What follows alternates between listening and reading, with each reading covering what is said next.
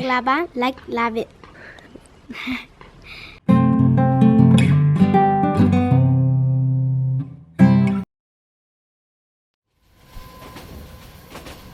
Nous voici au Myanmar pour le premier épisode de la clavette.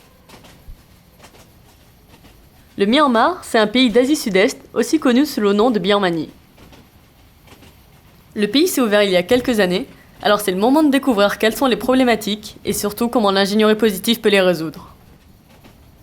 Un truc que l'on remarque rapidement, c'est l'incroyable quantité de champs. 2/3 de la population vit en zone rurale avec des revenus venant d'une agriculture assez rudimentaire. Pourtant, quand on arrive à Yangon, on voit que le pays s'est bien modernisé. Les voitures sont dans toutes les rues et on voit des smartphones dans toutes les mains. Je dis bien dans toutes les mains. Alors je vous propose de découvrir Proximity Design qui fait le pont entre monde moderne et monde agricole. Comme le veut la tradition birmane, on enlève ses chaussures avant d'entrer. Mais une fois à l'intérieur, on se croit en pleine Silicon Valley. Que ça soit au headquarter avec chaises de créateurs et grands open space, ou au Design Lab où l'on peut voir imprimante 3D et montagne de post-it. Et si je vous présentais quelques personnes? Oh, I'm Debbie Ongden, and I'm co-founder of Proximity Designs in Myanmar. My name is Anguko, and I'm a co-lead of the product design team with Tai Harimoto. Proximity Designs is a social enterprise, and our mission is to help rural families get out of poverty. When we first started in 2004, we saw that farmers were carrying water to their fields and spending hours a day just hauling water to irrigate their crops. And irrigation is sort of very fundamental. If you don't have water, you can't grow crops. So that was a really basic need that we started with. We kind of having a full product line, taking the water from the ground. Then we have a storage for the water and then distribute for the water. Alors regardons de plus près leur pompe phare, la Red Rhino. C'est une pompe à pédales qu'on fait fonctionner avec les jambes, un peu comme ce stepper utilisé dans les années 90.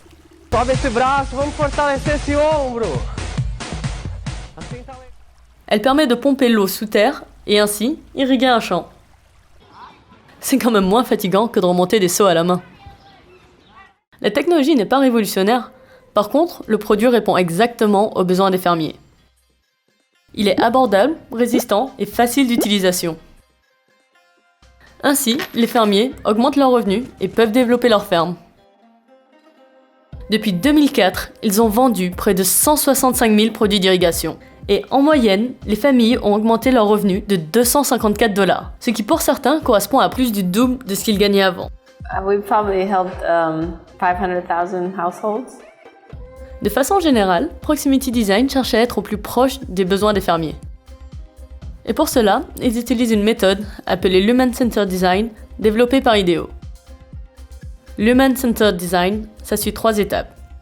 Inspiration, conceptualisation et implémentation. Mais surtout, pour faire de l'Human Centered Design, il faut avoir de l'empathie. We talk to customer, then we try to understand about their life. We try to understand about their need. It's not just a quick field trip, it's really thousands of conversations and getting close to them so that you have empathy for the person that you're designing for. Proximity a fait le choix de ne pas distribuer gratuitement ses produits. Beneficiary or charity recipient and the donor up here, it's out of balance. À la place de dons, Proximity préfère réduire les prix au maximum et proposer des prêts à ceux qui en ont besoin. Treating people as customers is respecting their dignity, and they get to decide whether what you provide is good or not. Être basé au Myanmar permet d'avoir des équipes connaissant le terrain. Mais il n'y a pas que la conception qui est faite au Myanmar. La fabrication aussi est locale, et ça, ce n'est pas une mince affaire. Really doing the design is 20% of our project timeline. Other 80% is try to figure out how to manufacture in here. We know how basic manufacturing is here, and so we have to manufacture for that. You don't study social entrepreneurship. I think you start with the need, and you let that drive you.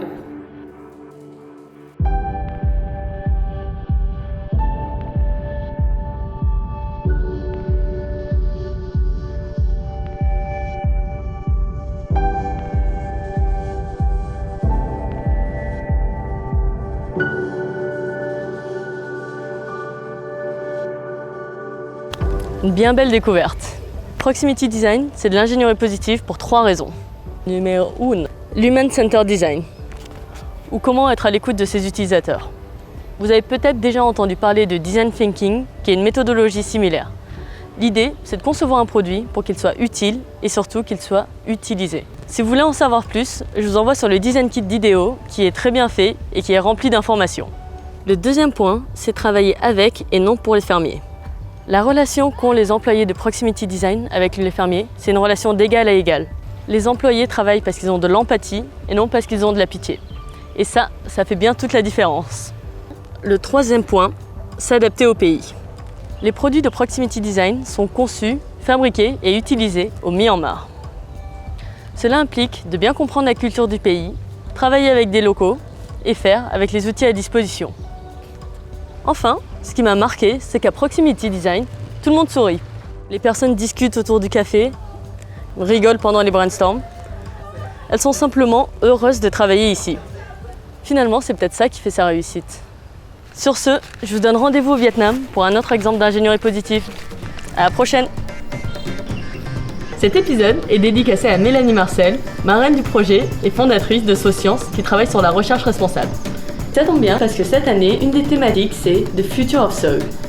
Et si vous voulez suivre la suite de l'exploration, n'hésitez pas à aller sur Facebook, YouTube, Instagram ou sur le site internet de la Clavette. À la prochaine!